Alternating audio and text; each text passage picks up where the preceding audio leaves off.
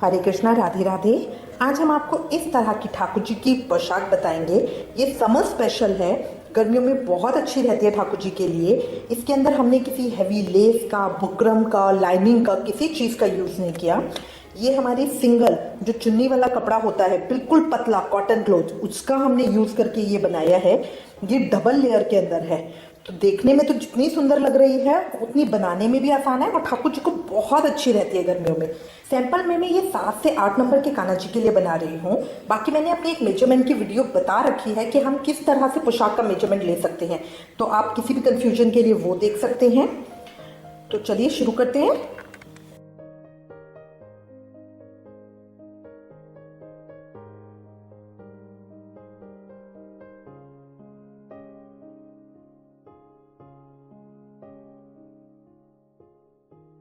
शुरू करेंगे। शुरू करने के लिए ये देखिए, ये मैंने कॉटन का दुपट्टा लिया है। ये पूरा बिल्कुल हल्के वाला है।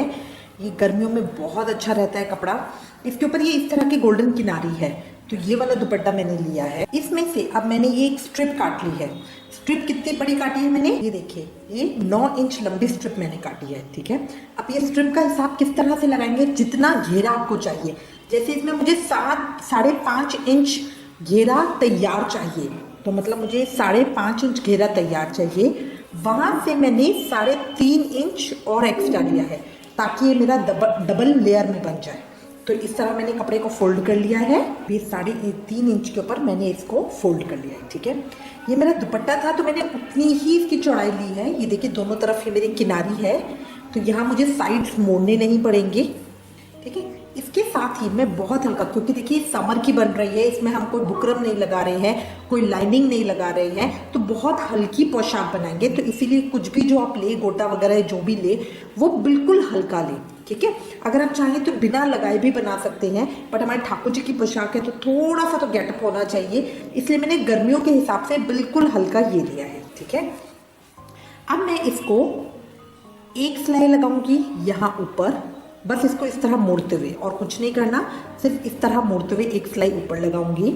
एक गोटा देखिए, इसको हल्का सा मोड़कर इधर एक सिलाई में इस गोटे को इधर ऊपर लगा लूंगी ताकि मेरा ये साइड मुड़ भी जाए। इसमें से कॉटन का कपड़ा है, इसमें से थ्रेड नहीं निकल रहे, तो अगर आप एक बार मोड़ेंगे वो भी चलेगा। और इस तरह से ऊपर हम ये गोटा लगा लेंगे। सेम मैं नीचे करूंगी। नीचे पतली सी लाइनिंग है, बट मुझे ये नहीं चाहिए, तो इसको मैं इस तरह से मोड़ूंगी और इसके ऊपर भी यहाँ पे गोटा लगा दूंगी। तो ये 3 सिलाइयाँ मैं लगा लूंगी, एक नीचे गोटा लगा के, एक इधर गोटा लगा के, और एक सिलाई इधर ऊपर। ये देखिए, ये मैंने कर लिया है तैयार। ये देखिए, बिल्कुल हल्का सा कपड़ा मोड़ के और इसके ऊपर मैंने लगा के सिलाई लगा ली है। सेम नीचे इसी तरह से बहुत हल्का सा मोड़ के और इसके ऊपर यहाँ सिलाई लगा ली है। एक सिलाई मैंने ऊपर लगा ली ताकि ये मेरा सेट हो जाए। सबसे पहले हम ये ऊपर वाली सिलाई लगाएंगे ताकि ये चीज़ मेरी सेट हो जाए, फिर मुझे सीधे उल्टे का ध्यान रखना होता है। ठीक है, तो अगर मैं इस कपड़े को खोलती हूँ तो देखिए, ये वाली उल्टी साइड है, मतलब जो मैंने ये लिया है ये उल्टी साइड है, तो जो मेरी इधर आके सीधे बन रही है। ये हम जब कॉटन का पतला कपड़ा लेते हैं तो उसमें सीधे उल्टे का इतना मैटर नहीं करता है, दोनों तरफ से बिल्कुल इक्वल लगता है। और ये बिल्कुल हल्का, देखेंगे ना आप, जाली वाला कपड़ा है, तो ये गर्मियों में बहुत अच्छा रहता है। अब इसके बाद हमें प्लेटें बनानी है। साइड्स हमें नहीं मोड़नी है। अगर आपके पास कोई और कपड़ा है जो आपने कटिंग किया है, तो फिर आपको यहाँ पे साइड्स भी मोड़नी पड़ेगी इस तरह से, बट मेरे इसमें ऑलरेडी किनारी है तो मेरे को साइड्स नहीं मोड़नी है। अब मुझे यहाँ पे अपनी प्लेटें बनानी है, चुन्नटें बनानी है। देखिए, एक तरीका तो क्या होता है, 2-2 उंगली का गैप लेके आप इस तरह से 2 उंगली का गैप लिया, यहाँ से इस तरह से फोल्ड किया, इस तरह से बना सकते हैं। बट क्या होता है, बहुत सारे लोगों का इक्वल नहीं आता है, तो एक बात की मेहनत रहती है। मैं सबको कहती हूँ कि बेटर रहता है कि आप मार्क करके करें। शुरू करेंगे मार्किंग करना। मार्किंग करने के लिए सबसे पहले हम आधे इंच पे मार्क लगाएंगे, फिर उसके बाद हम 1 इंच से शुरू करेंगे। सिर्फ ये शुरू में हम आधे इंच का देते हैं। उसके बाद 1 इंच पे मार्क लगाया, ये मेरा मार्क आ गया। फिर 1.25 इंच पे मार्क लगाया। इसके बाद ही आप देखेंगे ना, ये और ये आधा है, जो बीच की आधी लाइन होती है, इसके बीच में ये वाली लाइन जो होती है वो 1.25 की होती है। ये पूरा हो गया, ये आधा हो गया, और इसके बीच में ये 1.25 हो गया। ये छोटी छोटी लाइंस में देखेंगे, बीच वाली लाइन देखेंगे, तो यहाँ पे हमने 1.25 का मार्क किया। फिर 1 इंच मार्क करेंगे और फिर 1.25 इंच मार्क करेंगे। बस ये दो मार्क मुझे लगाने हैं। 1 इंच मार्क करेंगे, फिर 1.25 इंच मार्क करेंगे, 1 इंच मार्क करेंगे, 1.25 इंच मार्क करेंगे। अब इसका बेनिफिट क्या रहता है, देखिए सबसे पहले जो मेरा 1 इंच वाला मार्क है उसको हम इस तरह से मोड़ेंगे और जो मैंने सबसे पहले आधे इंच पे मार्क लगाया उस पर रख देंगे। उसके बाद जो नेक्स्ट मेरा 1 इंच का मार्क है उसे उठाएंगे और जो 1.25 इंच वाला मार्क है उस पर रख देंगे। जो 1 इंच वाला मार्क है उसे उठाएंगे और जो 1.25 इंच वाला मार्क है उस पर रख देंगे। तो इस तरह करते हुए मैं अपनी प्लेटें बनाऊंगी, इस तरह करते हुए मैं अपनी प्लेटें बनाऊंगी। तो सबसे पहले हम ये मार्किंग पूरी कर लेते हैं। बस ये दो मार्क आएंगे इस तरह से। अब देखिए ये मार्किंग मेरी पूरी हो गई है, मैंने पूरी इसके ऊपर मार्किंग कर ली है। अब आपके पास 2 तरीके, या तो सीधा मशीन लीजिए और या हाथ से, जैसा भी आप चाहें इस तरह से आप करते जाइए।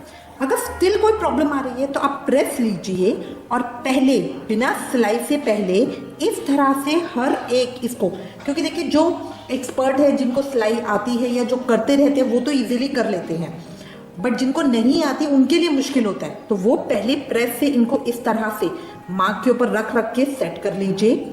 यहाँ प्रेस करते जाइए और फिर उसके बाद सीधा सिलाई लगा दीजिए, क्योंकि जब ये एक बार सेट हो जाएंगी उसके बाद सिलाई लगाने में कोई दिक्कत नहीं आएगी। तो इस तरह आप कर सकते हैं किसी भी तरीके से। अब मैंने जो आपको बताया था 2 उंगली का, देखिए अगर आप देखेंगे ना 1 इंच के अंदर ये 2 उंगली का मार्क ही होता है, 2 उंगली जितना ही, ठीक है। तो क्या होता है, जो एक्सपर्ट नहीं है वो तो अंदाजे से पकड़ पकड़ के करते जाते हैं, बट जो एक्सपर्ट नहीं है उनको बड़ी दिक्कत आती है। अब मशीन यहाँ पे आपके लगी हुई है, उस समय आइडिया लगाना थोड़ा मुश्किल होता है, तो इसलिए मार्किंग हमेशा अच्छी रहती है। शुरू करेंगे, ये देखिए अब सबसे पहला जो मेरा मार्क था उसको मैंने, ये वाला मार्क है ना, उसको इस तरह से थंब और फिंगर के बीच में इस तरह से पकड़ा और जो मेरा पहले वाला मार्क है उसके ऊपर इस तरह से रख दिया। अब मैं मशीन चलाऊंगी। अब इस नेक्स्ट मार्क को इस तरह से पकड़ेंगे और इस वाले मार्क के ऊपर रखेंगे और मशीन चलाएंगे। फिर उसके बाद इसके पैडल को ऊपर करेंगे, ये नेक्स्ट मार्क को उठाएंगे और जो ये वाला मार्क है इसके ऊपर रखेंगे। साइड से हमेशा इसको दबाते जाइएगा ताकि हमारी ये सीधी आए। मशीन धीरे धीरे चलानी है, अगर किसी के पास पैडल वाली मशीन है तो एकदम जोर से नहीं चलानी। फिर इसको ऊपर करेंगे, इस मार्क को इस तरह से, जो आगे वाला मार्क है उसको फिंगर और थंब से पकड़ा और इस तरह से।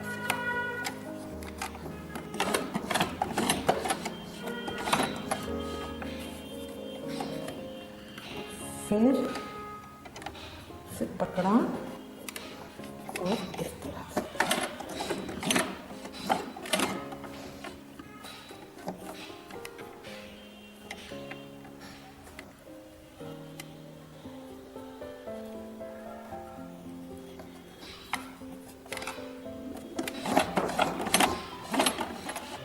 तो इस तरह मेरी ये बनते जाएंगे। मैं इसको कंप्लीट कर लूँगी। देखिए ये मैंने कंप्लीट कर लिया है, बिल्कुल जो मार्क लगाए थे वही ऊपर दिख रहे हैं, ये देखिए। तो इसे पता है कि एग्जैक्टली मेरी ठीक आई है, बिल्कुल इक्वल देखिए प्लेटें आई हैं। जितनी प्लेटें साफ आएंगी ना उतनी ड्रेस अच्छी लगेगी। अगर आपको लगता है कि ये आपका सेकंड वाला चिपक गया है तो इसको अलग करके फिर आप इसको उठा सकती हैं, तो ये अलग से उठा हुआ भी बड़ा अच्छा लगता है, ठीक है। अब हम इसकी चोली के ऊपर काम करेंगे। चोली बनाने के लिए ये मैंने एक लंबी स्ट्रिप ले ली है, ठीक है। ये 12 इंच बाय 3 इंच की है, ये 12 इंच इस तरह से, 3 इंच इस तरह से है। तो मैंने सिंगल स्ट्रिप ली है, इसको बाद में कट करेंगे। अब सबसे पहले मैं इसको इस तरह से पकड़ के सिलाई लगा दूंगी। तो एक सिलाई लगा देंगे, ये देखिए मैंने सिलाई लगा ली है, एक सिंगल सिलाई। अब इसके बाद कोई भी एक पेन को इधर फंसा देंगे और इसको सीधा कर लेंगे।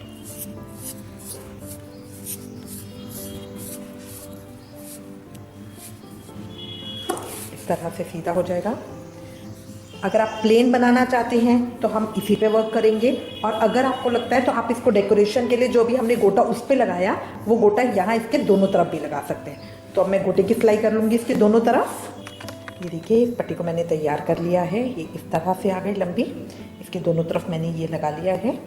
अब इसको मैं इस तरह से पकड़ूंगी और बीच से हाफ कर लूंगी। इस तरह से बस मैंने हाफ कट कर लिया।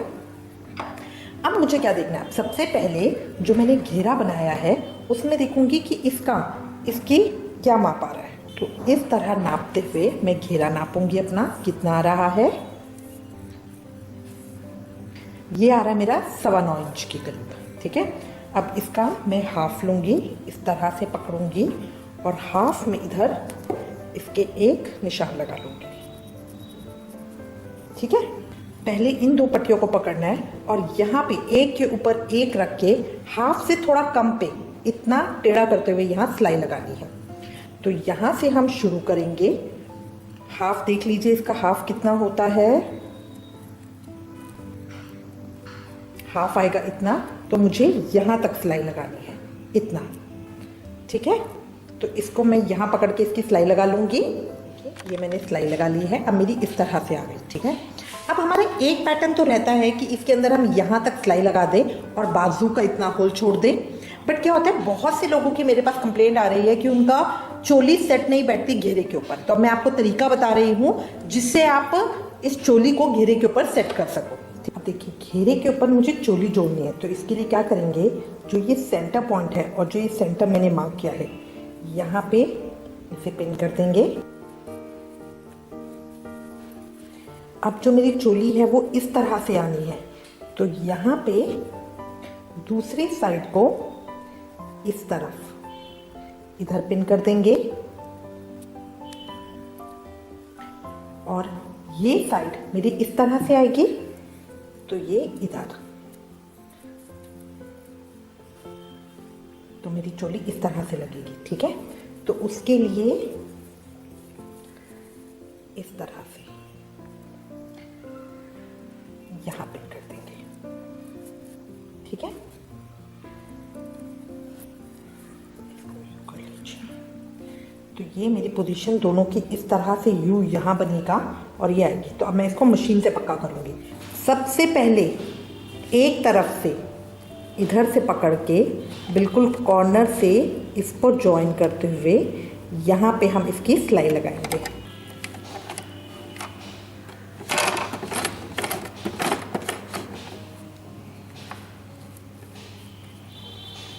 घेरे को दबा के रखेंगे, चोली को खींच के रखेंगे।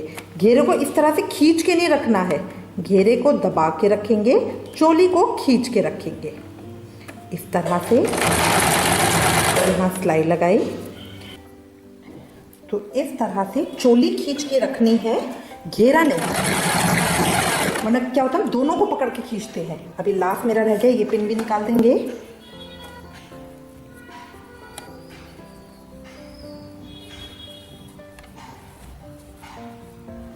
स्टार्टिंग पॉइंट ज्वाइन करेंगे और मेक श्योर कि ये लास्ट जहाँ से मेरा वो ख़त्म हो रहा है वहीं से शुरू हो, इस तरह से।